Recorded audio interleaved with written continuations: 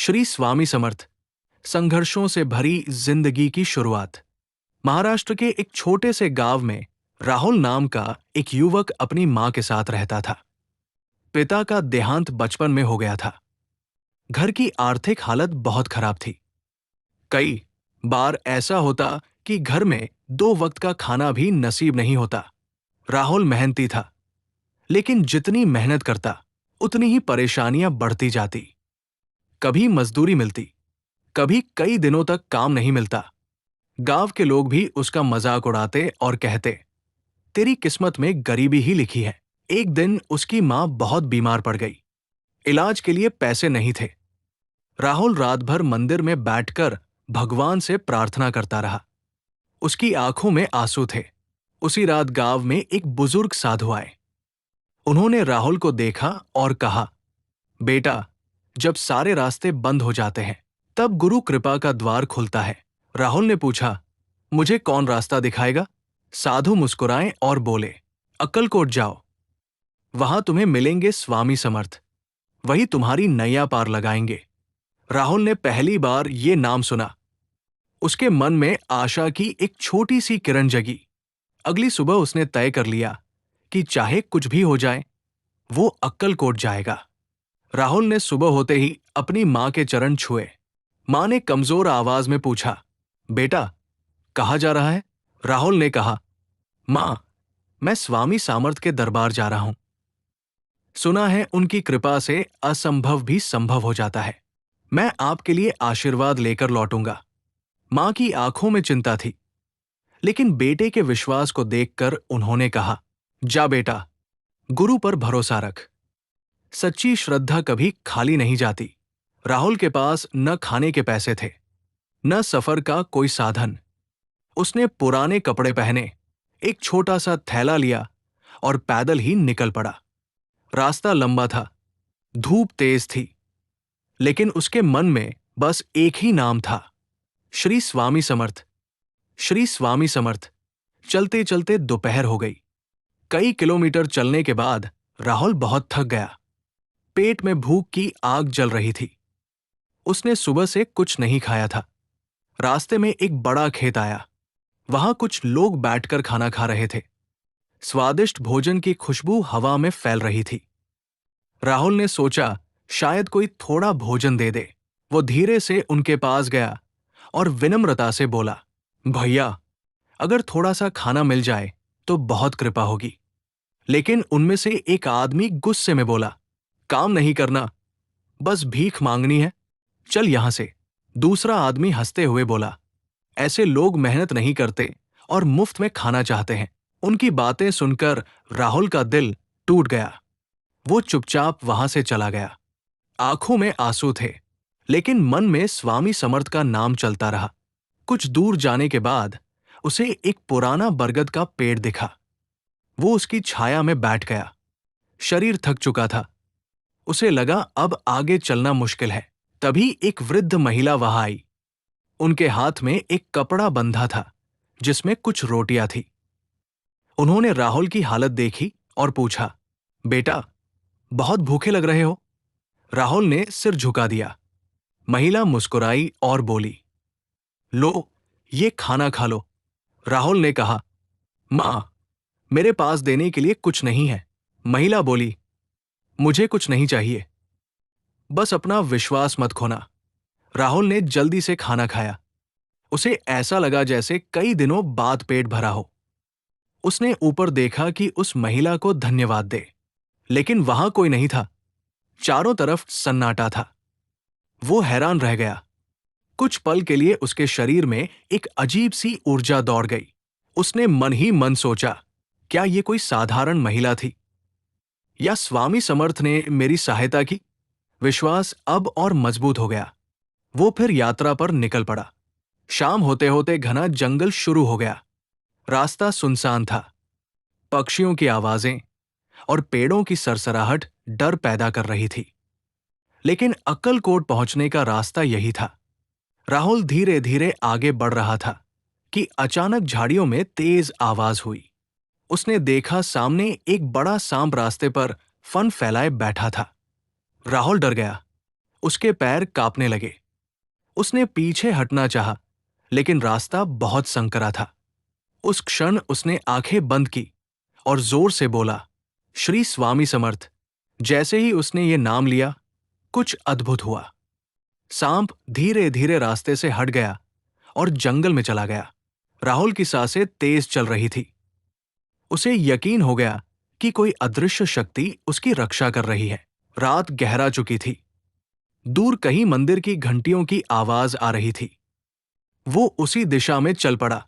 कुछ देर बाद उसे एक छोटा आश्रम दिखा। वहां एक साधु ध्यान में बैठे थे।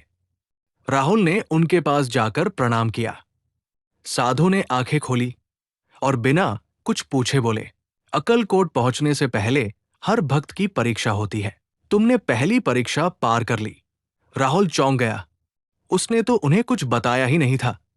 साधु फिर बोले, याद रखना, गुरु तक वही पहुंचता है जिसका विश्वास रास्ते की कठिनाइयों से बड़ा होता है। राहुल पूरी रात आश्रम में रहा, लेकिन उसके मन में अब एक ही सवाल था, अक्कलकोट पहुंचकर क्या सच में स्वामी समर्थ उसे दर्शन देंगे? सुबह होते ही वो फिर अपनी मंजिल की ओर निकल पड़ा। सुबह की पहली किरण के साथ राहुल फिर अपनी मंजिल की ओर चल पड़ा। रात आश्रम में बिताने के बाद उसके शरीर को थोड़ी ताकत मिली थी, लेकिन असली ताकत उसके मन में थी, स्वामी सामर्थ तक पहुंचने की। कई घंटों तक पैदल चलने के बाद दूर से उसे अक्कलकोट का पवित्र स्थान दिखाई दिया। मंदिर की घंटियों की आवाज हवा में गूंज रही थी। भक्तों की भीड़ लगी हुई थी। हर तरफ एक ही जयकार सुनाई दे रही थी, अनंत कोटि ब्रह्मांड नायक, राजाधिराज योगीराज श्री स्वामी समर्थ। राहुल की आंखों में आंसू आ गए। उसने सोचा, इतनी दूर का सफर आखिर पूरा हो गया। अब मेरी सारी परेशानियां खत्म हो जाएंगी। वो तेजी से आगे बढ़ा, लेकिन जैसे ही मंदिर के मुख्य द्वार तक पहुंचा, दो सेवक वहां खड़े मिल गए। एक सेवक ने कठोर आवाज में कहा, रुको, इतनी भीड़ है, अभी अंदर जाने की अनुमति नहीं है। राहुल हाथ जोड़कर बोला, मैं बहुत दूर से आया हूं। मेरी मां बीमार है। मैं स्वामी जी के दर्शन करना चाहता हूं।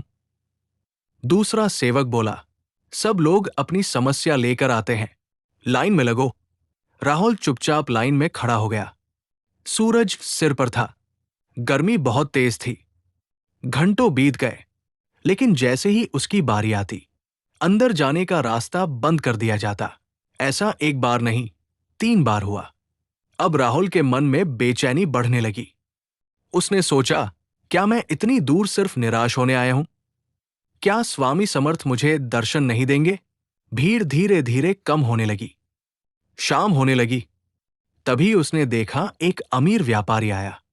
सेवकों ने तुरंत उसे अंदर जाने दिया। राहुल को यह देखकर दुख हुआ। उसने मन में कहा, क्या गरीब भक्तों के लिए भगवान के दरवाजे भी बंद हो जाते हैं? उसी समय पीछे से एक वृद्ध व्यक्ति की आवाज आई, बेटा, गुरु का दरबार धन से नहीं, धैर्य से खुलता है। राहुल ने पीछे मुड़कर देखा। सफेद दाढ़ी वाला एक शांत वृद्ध खड़ा था। उनकी आंखों में अजीब चमक थी।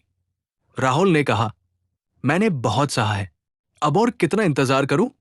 वृद्ध मुस्कुराए और बोले, जब तक मन पूरी तरह अहंकार छोड़ न दे, तब तक गुरु सामने होकर भी नहीं मिलते। ये कहकर वो वृद्ध अचानक भीड़ में कहीं गायब हो गए। राहुल उन्हें खोजता रह गया। रात हो गई। मंदिर के दरवाजे बंद होने लगे। राहुल वही सीढ़ियों पर बैठ गया। भूख लगी थी, शरीर थका था, लेकिन अब वापस लौटने का सवाल ही नहीं था। उसने आंखें बंद की और लगातार जाप करने लगा, श्री स्वामी समर्थ, श्री स्वामी समर्थ। काफी देर बाद अचानक तेज हवा चलने लगी। मंदिर के अंदर लगी घंटियां अपने आप बजने लगी। आसपास बैठे लोग हैरान थे। राहुल ने धीरे से आंखें खोली और फिर उसने वो दृश्य देखा जिसे देखकर उसका पूरा शरीर कांप उठा। मंदिर के अंदर प्रकाश फैल गया था। उस प्रकाश के बीच एक दिव्य स्वरूप दिखाई दिया। लंबी जटाएं, तेजस्वी चेहरा, आंखों में अद्भुत शक्ति। वो स्वयं स्वामी समर्थ थे। राहुल तुरंत उनके चरणों में गिर पड़ा। उसकी आंखों से आंसू बह रहे थे। वो कुछ बोल ही नहीं पा रहा था। स्वामी समर्थ ने गंभीर आवाज में कहा, राहुल, यहां तक पहुंचना कठिन था, लेकिन अभी तुम्हारी असली परीक्षा बाकी है। राहुल ने कांपती आवाज में पूछा, स्वामी, मैं हर परीक्षा के लिए तैयार हूं, बस मेरी मां को बचा लीजिए। स्वामी समर्थ बोले, सच्चा भक्त वही है जो अपने दुख से पहले दूसरों का दुख समझे। कल सुबह गांव के बाहर नदी किनारे जाओ, वहां तुम्हारी अगली परीक्षा तुम्हारा इंतजार कर रही है। राहुल ने सिर झुका दिया, लेकिन जब उसने दोबारा ऊपर देखा, वहां कोई नहीं था। प्रकाश खत्म हो चुका था। मंदिर पहले जैसा शांत था। आसपास बैठे लोग आपस में बात कर रहे थे। अभी यहां तेज प्रकाश कैसे हुआ? घंटियां अपने आप कैसे बजने लगी? राहुल समझ चुका था।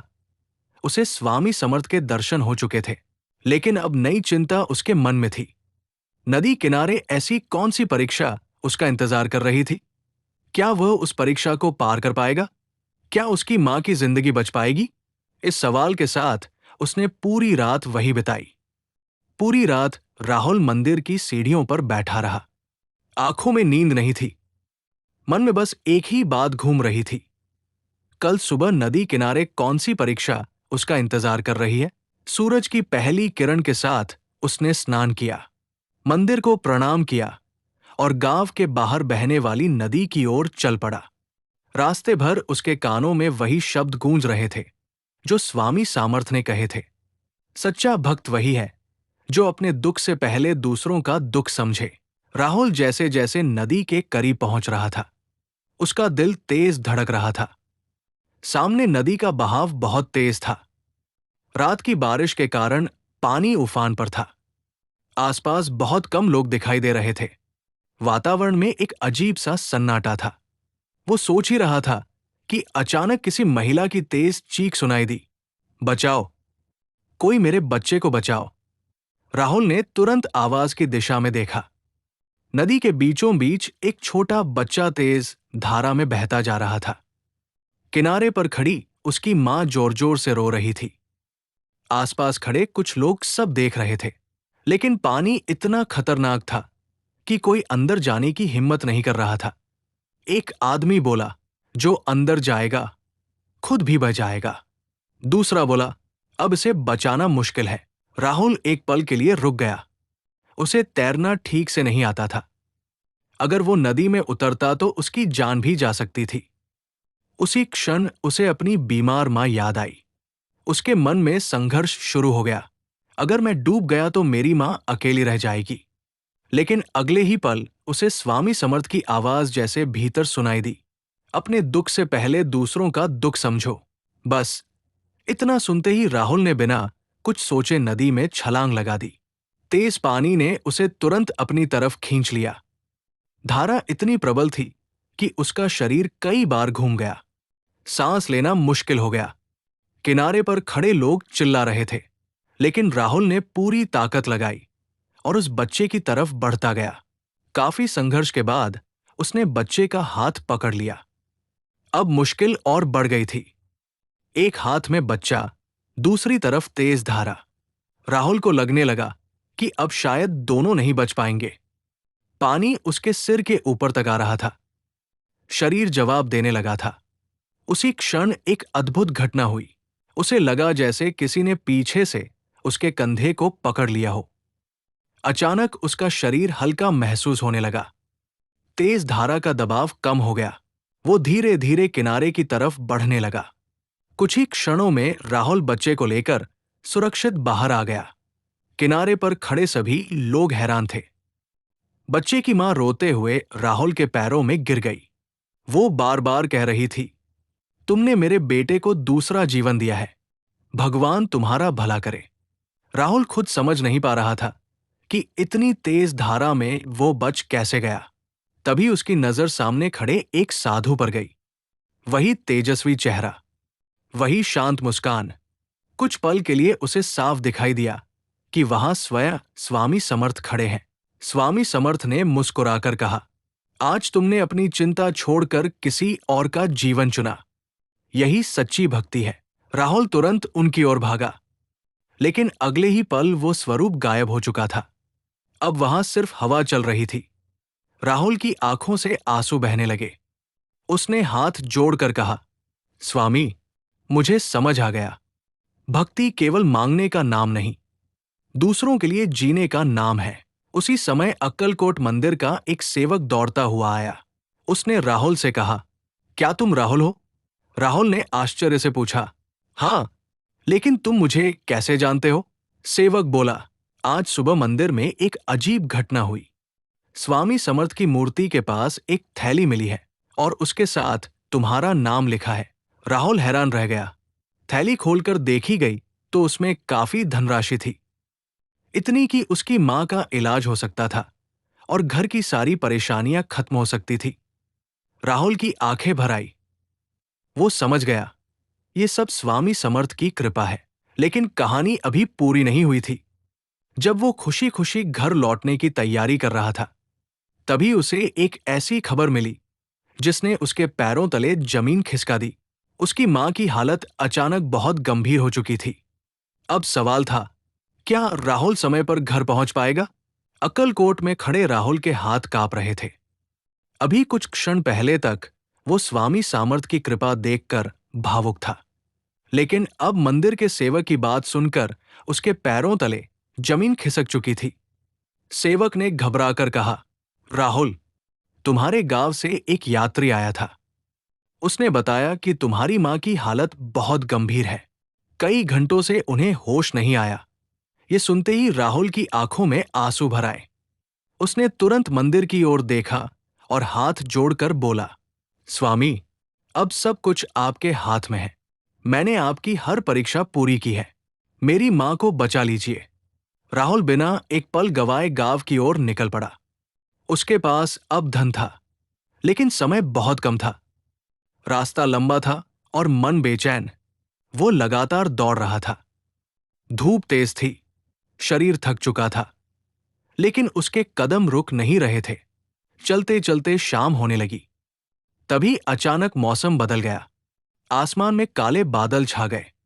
कुछ ही देर में तेज बारिश शुरू हो गई। रास्ता कीचड़ से भर गया। कई जगह पानी जमा हो गया। राहुल ने रुकना ठीक नहीं समझा। वो भीगते हुए आगे बढ़ता रहा, लेकिन एक जगह उसका पैर फिसल गया और वो जोर से पत्थर पर गिर पड़ा। उसके पैर में गहरी चोट लग गई। दर्द इतना तेज था कि वो उठ भी नहीं पा रहा था। उस क्षण पहली बार उसके मन में डर आया, अगर मैं यही रुक गया तो मां को कभी नहीं देख पाऊंगा। वो जमीन पर बैठा और रोते हुए बोला, स्वामी समर्थ, अब मुझमें शक्ति नहीं बची, कृपा कीजिए। इतना कहते ही अचानक उसे दूर से घंटियों की आवाज सुनाई दी। उसने सिर उठाकर देखा। बारिश के बीच एक साधु उसकी ओर आते दिखाई दिए।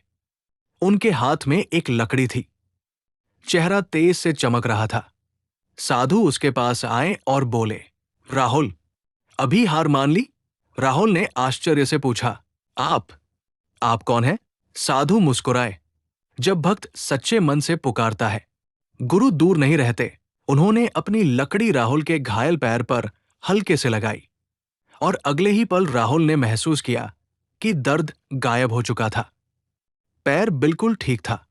वो तुरंत खड़ा हो गया, लेकिन जब उसने साधु को धन्यवाद कहने के लिए ऊपर देखा, वहां कोई नहीं था। बारिश भी अचानक रुक चुकी थी। राहुल समझ गया, स्वयं स्वामी समर्थ उसकी सहायता करने आए थे। वो पहले से भी तेज कदमों से गांव की ओर भागा। रात देर से जब वो अपने घर पहुंचा तो वहां लोगों की भीड़ लगी थी।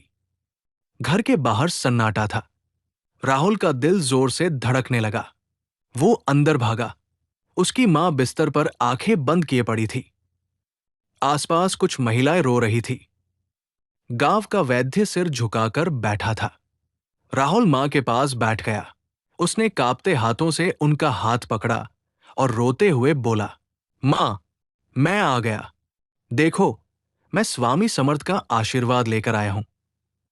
आंखें खोलो मां। लेकिन कोई प्रतिक्रिया नहीं हुई। राहुल टूट चुका था। उसने जेब से वही पवित्र फूल निकाला जो अक्कलकोट मंदिर से मिला था। उसने वो फूल मां के सिरहाने रखा और आंखें बंद करके पूरी श्रद्धा से जाप करने लगा। अनंत कोटि ब्रह्मांड नायक राजाधिराज योगीराज, श्री स्वामी समर्थ। कुछ क्षण बीते। अचानक कमरे में तेज सुगंध फैलने लगी। हवा अपने आप चलने लगी। दीपक की लौ तेज हो गई। घर में बैठे सभी लोग घबरा गए। तभी एक अद्भुत घटना हुई। राहुल की मां की उंगलियां हिलने लगी। धीरे धीरे उन्होंने आंखें खोल दी। पूरा कमरा स्तब्ध रह गया। वैद्य खड़े होकर बोला, ये असंभव है। कुछ देर पहले इनकी सांसें लगभग रुक चुकी थी। मां ने कमजोर आवाज में कहा, राहुल, अभी कुछ देर पहले एक तेजस्वी संत यहां आए थे। उन्होंने मेरे सिर पर हाथ रखा और कहा, तेरा बेटा परीक्षा में सफल हुआ है। अभी तुझे जाना नहीं है। ये सुनते ही राहुल रो पड़ा। उसे अब कोई संदेह नहीं था। ये स्वामी समर्थ का सबसे बड़ा चमत्कार था। उस दिन के बाद राहुल की जिंदगी पूरी तरह बदल गई। मंदिर से मिली धनराशि से उसने अपनी मां का पूरा इलाज कराया। फिर उसने गांव में एक छोटा व्यापार शुरू किया। धीरे धीरे मेहनत और गुरु कृपा से वो सफल होता गया। लेकिन सबसे बड़ी बात, उसने कभी उस चमत्कार को अपने तक सीमित नहीं रखा। हर महीने वो गरीबों की मदद करता, भूखों को भोजन कराता और हर किसी से एक ही बात कहता, जब जीवन में सारे रास्ते बंद हो जाए, तब सच्चे मन से गुरु को पुकारो। गुरु कृपा से असंभव भी संभव हो जाता है। कई साल बाद उसी गांव में एक छोटा मंदिर बनवाया गया, जहां रोज सुबह शाम एक ही नाम गूंजता था, श्री स्वामी समर्थ। और राहुल हर दिन मंदिर के सामने सिर झुकाकर यही कहता, स्वामी, आपने मुझे सिर्फ सुख नहीं दिया, आपने मुझे जीने का सही अर्थ दिया। सच्ची भक्ति केवल मांगने का नाम नहीं है।